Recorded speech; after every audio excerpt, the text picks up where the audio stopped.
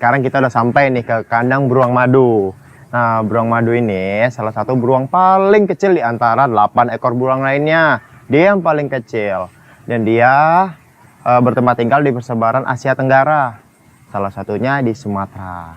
Nah, ini dia beruang madunya. Memang dia paling kecil dari antara beruang madu lainnya, beruang-beruang lainnya. Karena kita ada 8 spesies beruang. Nah, untuk makanannya sendiri sih dia lebih ke omnivora ya, karena dia mau makan daging juga, namun lebih ke buah-buahannya. Lebih ke buah-buahannya seperti pisang, pepaya. Kayaknya itu aja sih makanan favoritnya. Beruang ini tipe hewan yang sangat penyendiri. Dia mau bergabung itu hanya sama anaknya atau saat musim kawin. Dan selebihnya dia nggak akan mau. Untuk apa? Dia lebih menelusuri sendiri-sendiri saja. Nah, itulah ciri-ciri dari beruang madu. Dan beruang madu ini, kita kenapa kandangnya segini? Itu karena dia nggak bisa melompat. Dia hanya tipe pemanjat, namun dia tidak bisa melompat. Oke, yuk kita lanjut lagi. Beruang madu kok nggak ada madunya ya kawan-kawan? Ada hal unik tentang beruang madu ini kawan-kawan. Hewan dengan nama latin Helactos malayanus ini adalah jenis paling kecil dari ke-8 jenis beruang yang ada di dunia. Seperti beruang kutub, beruang coklat, giant panda, beruang hitam Asia, beruang hitam, beruang spektakel, beruang sloth. Panjang tubuh beruang madu sekitar 1,4 meter dengan berat antara 50 hingga 65 kg. Provinsi Bengkulu menetapkan beruang madu sebagai hewan khas atau fauna identitas provinsinya. Meskipun hewan dari famili Ursidae ini bukan hewan endemik Indonesia, namun dengan habitat alaminya di Pulau Sumatera dan Kalimantan, wajar jika kemudian masyarakat Bengkulu menetapkannya sebagai maskot Provinsi Bengkulu. Dan di Kalimantan, binatang ini pun juga menjadi maskot Kota Balikpapan. Mereka memiliki penciuman yang sangat baik dan memiliki cakar yang panjang, yaitu sekitar 10 cm.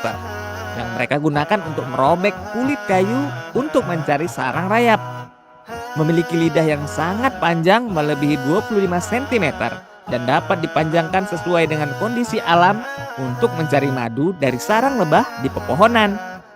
Inilah kenapa beruang madu dipanggil dengan nama beruang madu. Beruang madu merupakan omnivora, berarti memakan banyak jenis makanan. Akan tetapi, makanan utamanya adalah serangga, terutama rayap, semut, larva kumbang, dan kecoa hutan. Beruang juga makan beragam jenis buah-buahan, apabila tersedia. Jika menemukan, mereka sangat suka dengan madu, terutama dari jenis kelulut atau stingless bees. Terkadang mereka memakan bunga tertentu, sedangkan rumput dan daun hampir tidak pernah dimakan. Beruang madu dianggap pemalu yang biasanya berusaha menghindar jika berhadapan langsung dengan manusia dan dibantu penciuman yang tajam. Bahkan dengan beruang lain, mereka dapat berjalan dengan diam-diam sehingga gerakannya tidak kedengaran. Beruang madu mempunyai tubuh dan stamina yang kuat dan sifat pantang mundur apabila dalam keadaan terancam atau terkaget, seperti halnya apabila ia terjerat.